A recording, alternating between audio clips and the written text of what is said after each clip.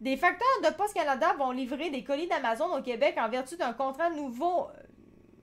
nouveau contrat conclu récemment.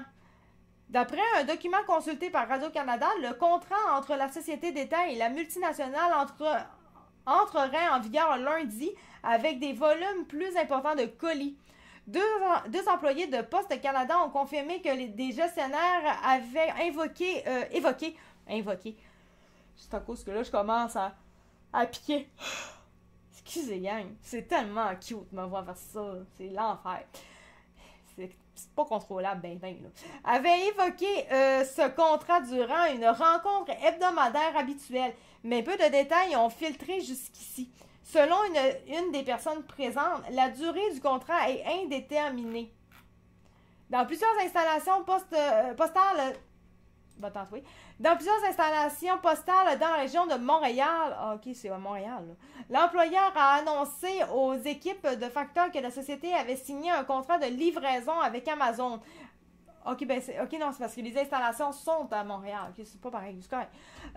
Indique le directeur national de la région du Montréal métropolitain du syndicat des travailleurs et travailleuses des postes. Ok, c'est bon, c'est fini, là, ok. La STTP, Yannick Scott.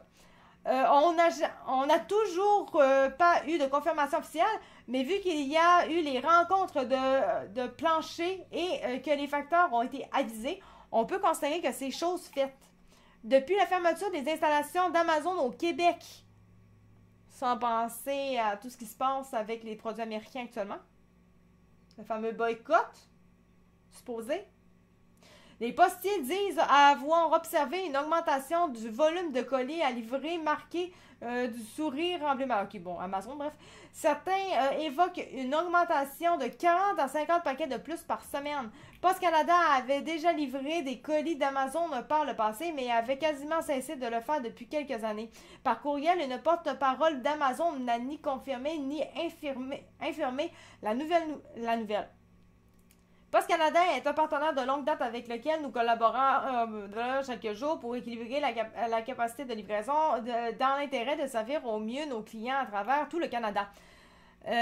Pour sa part, la société d'État se fait aussi avare de détails.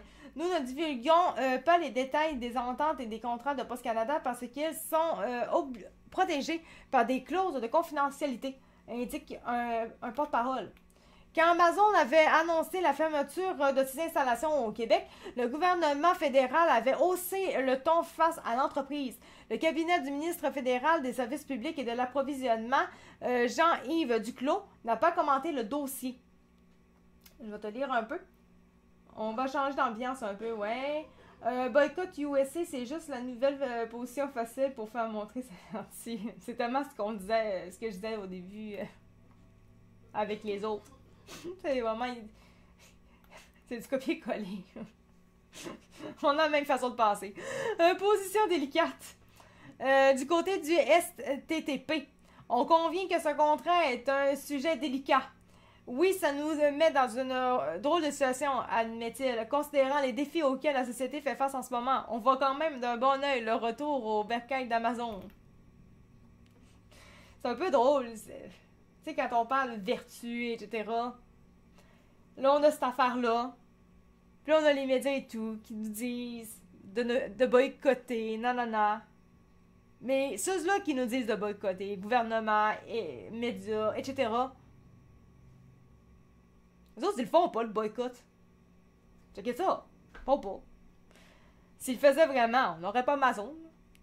Mais ça ne fait pas le bonheur de tout le monde. Certains employés étaient portés vers le boycottage, considérant la façon cavalière d'avoir annoncé la fermeture au Québec. C'est drôle. C'est vraiment fucking drôle. Je parlais de ça d'entrée de jeu dans le live. Post Canada a eu besoin d'un prêt du gouvernement fédéral pour se maintenir à flot durant l'exercice financier 2025-2026. Entre-temps, les négociations avec le syndicat sont toujours au point mort, mais les deux... Oh là, C'est vrai, eux autres sont toujours en négociation. Ça finit toujours pas leur affaire. Là. Ça paraît moins, mais ils sont toujours. Là. Mais les deux parties participent à des audiences dans le cadre d'une enquête fédérale sur les problèmes structurels et commerciaux de Poste Canada. Les conventions collectives existantes sont prolongées jusqu'au 22 mai prochain. Après de quoi il y aura à avoir un nouveau conflit de travail. J'en parle moins là, parce que réellement, on a des services, fait qu'on est correct. Je vais acheter ce que j'aime et selon mes moyens. Exactement. Exactement, je suis bien d'accord avec toi là-dessus.